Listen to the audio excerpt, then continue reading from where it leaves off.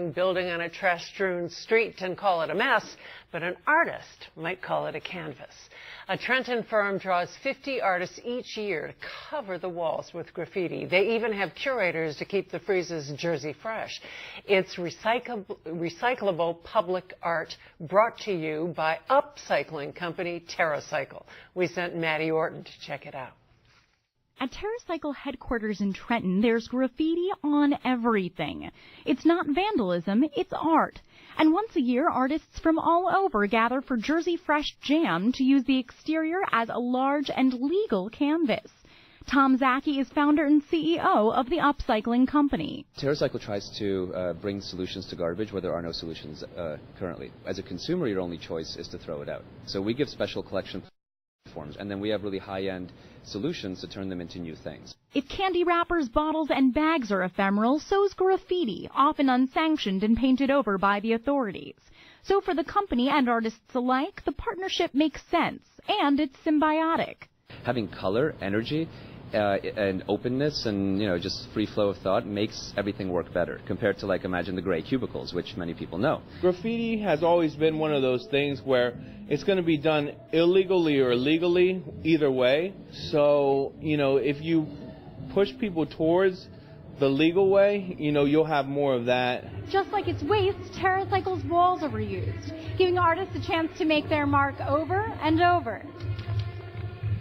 Leon Rainbow and Will Casso work with their crew, Vicious Styles, to curate the walls. They helped start Jersey Fresh Jam 9 years ago. This was a spot where we come and be ourselves and we didn't have to worry about anything. We could bring out other artists in our network to come out and rock and have a good time. The festival's grown to include over 50 artists from New Jersey, New York, Philadelphia, D.C., Chicago, and even Toronto and Japan. What we do is really, it sounds corny, but it's art for art's sake. It's like there's no contest, there's no prizes. It's just, everybody really just getting together for the pure love of the art form and really just to push it forward. It's working. The graffiti community's growth can be seen on the streets of Trenton. In recent years, crews began working with the Trenton Downtown Association and other organizations to create murals. And despite the reputation graffiti can have, artists aren't receiving any pushback from the city or the community. They realize that we're coming in and we're really trying to beautify the community, you know what I mean? And a lot of it we're doing on our own dime. That momentum sprung from the camaraderie fostered by Jersey Fresh Jam. For artists like Scheme, the event is a big deal.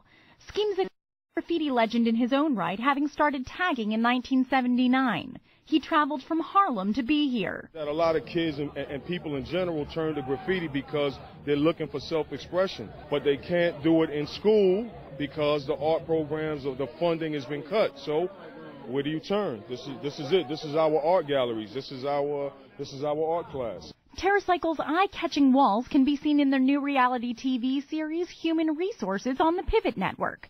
And yes, there's a graffiti episode. In Trenton, I'm